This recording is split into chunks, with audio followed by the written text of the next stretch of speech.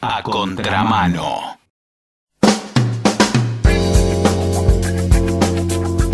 Este nuevo gobierno tiene varias obsesiones. Una parece es el ahorro. Están hablando, a grosso modo, de bajar un 5% el PBI y obviamente han elegido un camino que para la gente raza es bien, bien hostil. Vamos a hablar con alguien a quien nos encanta escuchar porque creemos que él tiene otras alternativas de ahorro que parece que el gobierno no está tomando en cuenta. Él es Gabriel Solano, es legislador por el Partido Obrero en Cava del FITU. ¿Cómo te va, Gabriel? Simón te saluda. ¿Cómo estás, Simón? Muy bien, muchas gracias por atendernos. A ver, contanos, ¿cómo es esto? Sí, a ver, acá hay varios temas que se conjugan y me gustaría poder analizarlos brevemente. El gobierno dice que su bandera es el ajuste fiscal para lograr un equilibrio fiscal o un superávit, porque ellos hablan de superávit, cuando se habla de déficit se mide de dos modos, ¿no? Está el déficit fiscal que se llama primario y el déficit fiscal consolidado que incluye el déficit financiero. El financiero es cuando se suma el pago de la deuda. Entonces, y después hay uno que Milei medio inventó, aunque en este punto admitámoslo por un momento que pueda tener razón, que es cuando suma además del déficit, cuando el corriente es los gastos generales del Estado sin el pago de la deuda. El financiero incluye el pago de la deuda y él le sumó el pago de la deuda del Banco Central. La deuda del Banco Central se suele denominar deuda cuasi fiscal, porque es una deuda que va por fuera del presupuesto del Tesoro. El Banco Central es el Estado, pero es un organismo independiente del Estado, del gobierno central y del Tesoro. Entonces él habló de 15 puntos de déficit del PBI, una enormidad. Ahora, cuando vos vas a discriminar de esos 15 puntos, solamente 2,5 es el déficit de funcionamiento del Estado. Es decir, el gasto de educación, el gasto de salud, el gasto de empleados públicos. Todo el resto, los casi 13 puntos restantes, o es pago de la deuda del Tesoro o pago de la deuda del Banco Central. ¿Por qué me importa que esto quede claro? Porque si hay un problema de quiebra del Estado, de déficit del Estado, no tiene que ver con que el Estado gasta mucho en educación o gasta mucho en salud o gasta mucho en la construcción de viviendas o lo que sea, sino que el principal gasto del Estado es el pago de la deuda. Esto partamos de esta base. La quiebra del Estado, y este es mi diagnóstico, no es el resultado de un gasto excesivo del Estado en materia de servicios a la comunidad, lo que se puede llamar habitualmente un salario indirecto, indirecto porque si yo te doy la salud y no tenés que pagar por ella, tu salario rinde X. Pero si vos tenés que pagar por la salud o por la educación, tu salario rinde menos, ¿entiendes? Sí, sí. Entonces se le llama salario indirecto porque es una especie de ingreso que tiene esa familia porque tiene un servicio sin pagar. Entonces, si uno, lo que tenemos acá es que la mayor parte del déficit tiene que ver con el pago de la deuda, del banco, insisto, tanto del Banco Central como del Tesoro. Milei mucho de esto no habla, porque no tiene como propósito desconocer esa deuda usuraria, sino que enfoca todo en ese 2,5, que es la menor parte. Como es la menor parte, para poder reducir el déficit a partir de ese 2,5, lo que tiene que hacer es un ajuste bestial, que es lo que está haciendo, ¿no? Quitándole el FONIDE a los docentes, anunciando el despido de decenas de miles de empleados públicos, prácticamente vaciando el Ministerio de Salud en momentos que hay una epidemia de dengue y el gobierno se muestra completamente inactivo. Esto es una parte. Ahora, simultáneamente a esto, cuando vos tenés un problema de cuestión fiscal, tenés dos cuentas para ver, lo que gastás y lo que recaudás, ¿entiendes? Es Sí, decir, sí. tu ingreso y tu egreso. Estos medios, si vos querés, lo podemos hacer como un almacenero, sin ofender a un almacenero. Es decir, cuánto te ingresa y cuánto gastás. Vos podés enfocar el déficit de acuerdo a reducir lo que gastás, pero también puedes enfocar el déficit para combatirlo incrementando lo que recaudás. ¿Se ve? Sí, sí. Son dos vías. Y el Estado no solo tiene un enorme gasto por el pago de la deuda, que es muchísimo mayor al déficit general que tiene el Estado por otros ítems, sino que simultáneamente tiene una falta de recaudación por lo que se suele llamar exenciones impositivas. Eso es lo que se puede llamar legal, y después tiene una enorme falta de recaudación por cuestiones de orden ilegal. ¿A qué llamo ilegal? Por ejemplo, todo lo que es la evasión fiscal no es legal, ¿se entiende? Sí. Uno puede tener una ley que le permite a la industria radical en Tierra del Fuego no pagar impuestos, y eso es una evasión legal, pero después vos tenés al 50% casi hoy de la fuerza de trabajo que tampoco está registrada, razón por la cual no paga cargas a la seguridad social, todo es un enorme déficit lo que genera, por eso, esa parte es ilegal.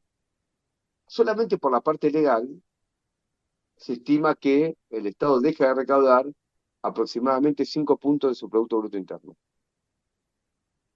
Si vos tenés en cuenta que el déficit, eh, más o menos, si uno quita lo del Banco Central, tiene que ver con ese porcentaje, vos podrías liquidar el déficit reponiendo los impuestos a los grandes grupos empresarios que el Congreso vota cuando se trata de presupuesto como exenciones impositivas.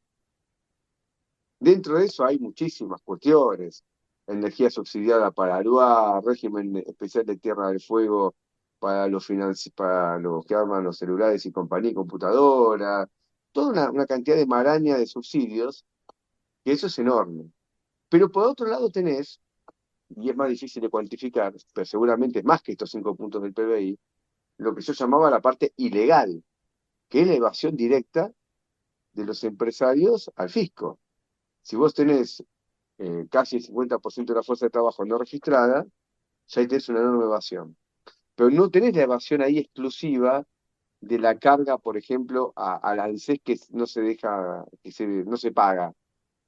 Con seguridad, vos tenés que todo el movimiento comercial, económico, financiero, se maneja de una manera muy irregular. Porque yo no puedo declarar un enorme movimiento comercial y no declarar empleados. ¿Se ve? Es una incongruencia. Cuando yo tengo mis trabajadores sin registrar, seguramente mi operatoria comercial también te hace registrar. Por lo tanto, no pago el IVA, ¿entendés? No pago ingresos brutos, no pago un montón de impuestos. Eso es permanente.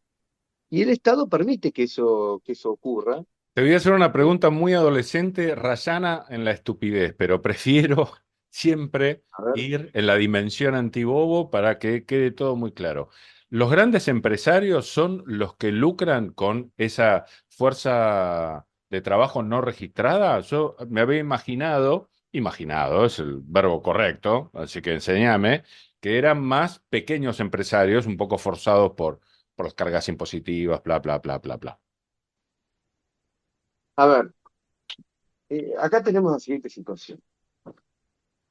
Muchas empresas que se la denomina como pyme, y pyme es un título que engloba realidades muy diversas, porque si vos vas a la página de la FIP, vas a ver que pyme, por ejemplo, en el rubro de la construcción, engloba empresas que pueden tener hasta 500 trabajadores, ¿se entiende?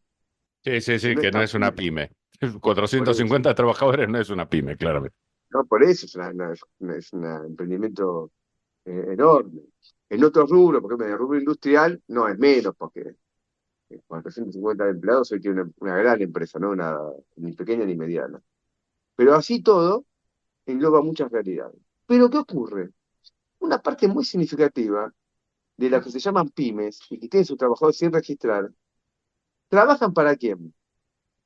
Trabajan para grandes empresas. Ahí está, ahí está. La famosa tercerización de los procesos productivos, ¿no? Que hacen las grandes Por, su- empresas. por supuesto. Ahí está, Es, ahí entendí.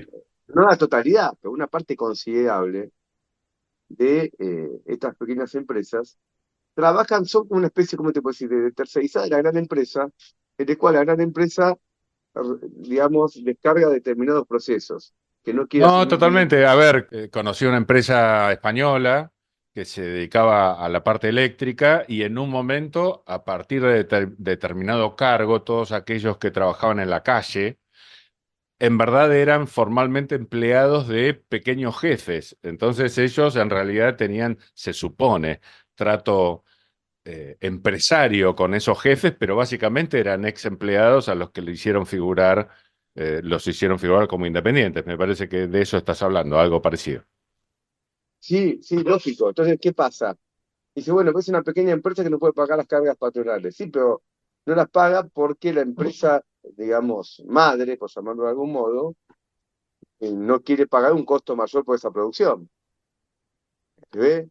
Entonces, acá vos tenés una degradación de poblado del mercado de trabajo, en el sentido que los trabajadores de las pymes en general tienen menos derechos, y si están blanqueados, capaz que están blanqueados parcialmente, o blanqueados en convenios.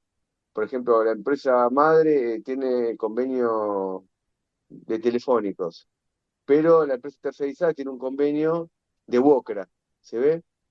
¿Y por qué? Si hace la misma tarea. Bueno, porque convenio de Wocra o comercio tiene salarios más bajos. Entonces ahí vos tenés capaz que no están completamente informales, tan formales, para estar con un convenio que de menor salario y menos derechos, también afecta al fisco, porque no es lo mismo cobrar el 17% de carga patronal sobre un salario de 800.000 que sobre un salario de 400.000, ¿se ve? Clarísimo. Es la mitad. Entonces la forma de abordar la cuestión del déficit es finalmente, y a esto es lo que yo quiero ir como conclusión, es un problema de clase. Un gobierno que defiende los intereses de los grandes empresarios, el problema del déficit lo aborda tratando de descargar todo el peso del sistema impositivo sobre la fuerza de trabajo.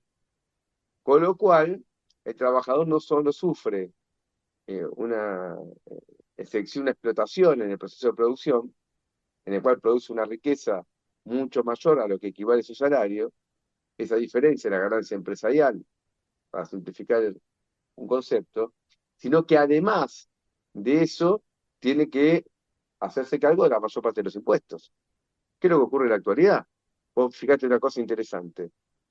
El gobierno ahora dice que va a bajar una serie de impuestos a sectores empresariales, pero a la vez quiere volver a colocar el impuesto a la ganancia sobre el salario, el famoso impuesto a la cuarta categoría, Claro.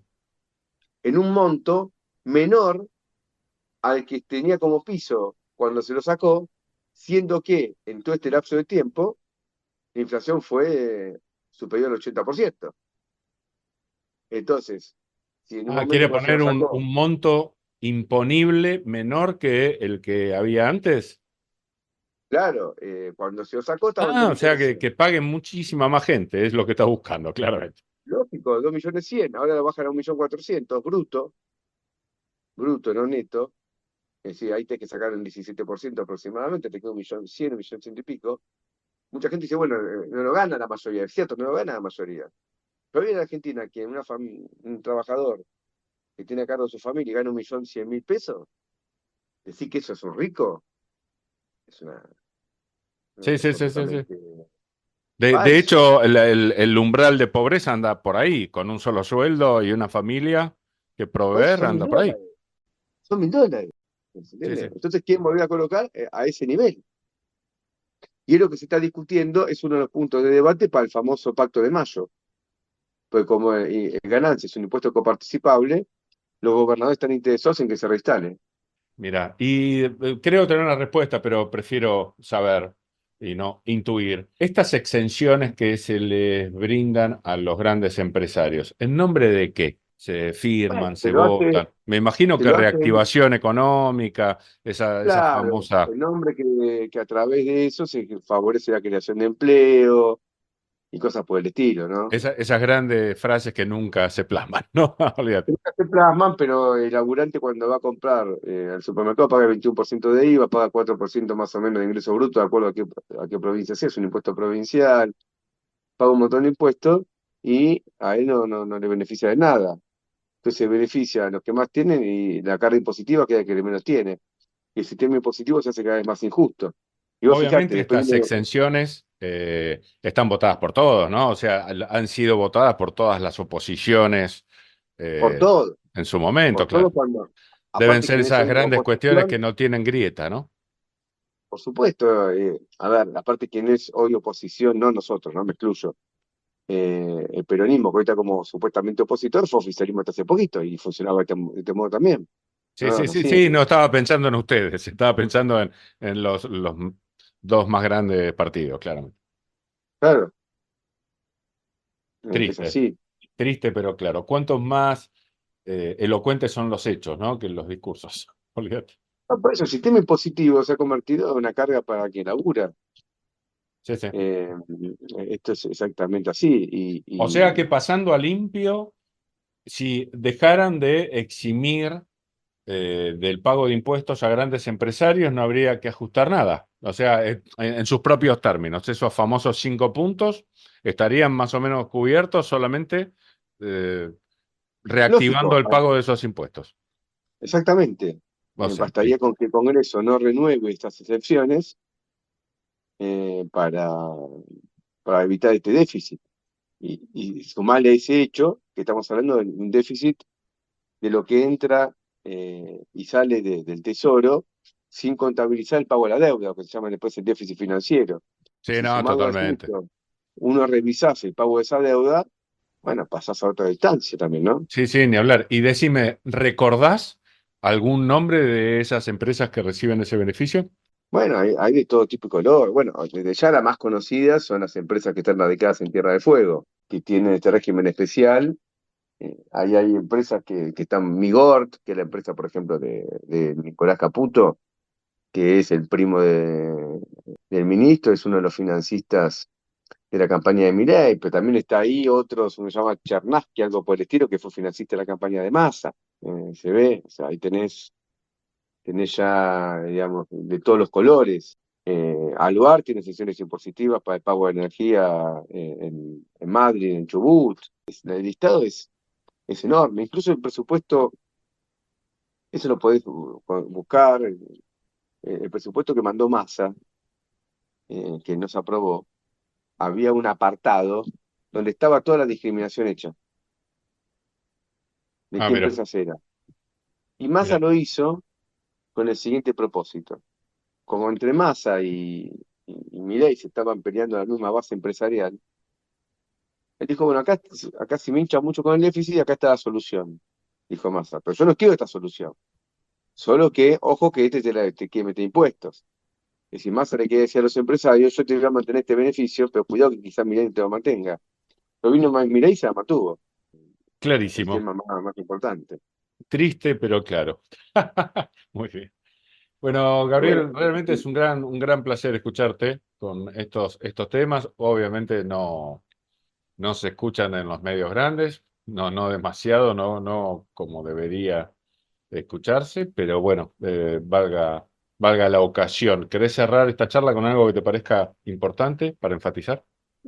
mira, yo creo que lo importante acá es también tener en cuenta que hay que desconfiar siempre de estos discursos oficiales, porque cuando se dice este tipo de cuestiones, en general se está mintiendo a la población. No se le da toda la información porque se pretende presentar como algo natural e inevitable los ajustes que se están llevando adelante. Y eso me parece que tenemos que, por eso, hacer un trabajo también de refutación. No solamente de pelear, como hacemos nosotros en la calle, frente a esto, sino también de refutación de esos argumentos.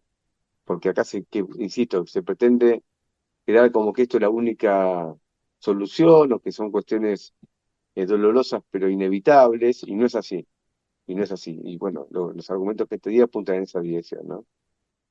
Es muy pintoresco cómo en realidad los favores de financiamiento de campañas, por ejemplo, los pagamos todos. Cuando vos traducís hechos, es así. A través de la exención de impuestos terminamos pagando lo que fue un favor personal, justamente normalmente pensado, porque eso es lo que una campaña política es, para también persuadirnos, engañarnos, ¿no? Y terminamos pagando esa misma campaña. Es muy pintoresco, muy pintoresco. Después, claro, esas cosas después no son gratis, ¿no? Oleado, claro, es así, claramente no son gratis. Bueno, Gabriel, ha sido un gran placer como siempre. Si tenés ganas, no faltarán ocasiones para seguir No, por charlando de supuesto. temas importantes. Estamos en contacto. Chao, chao. Un abrazo grande, gracias.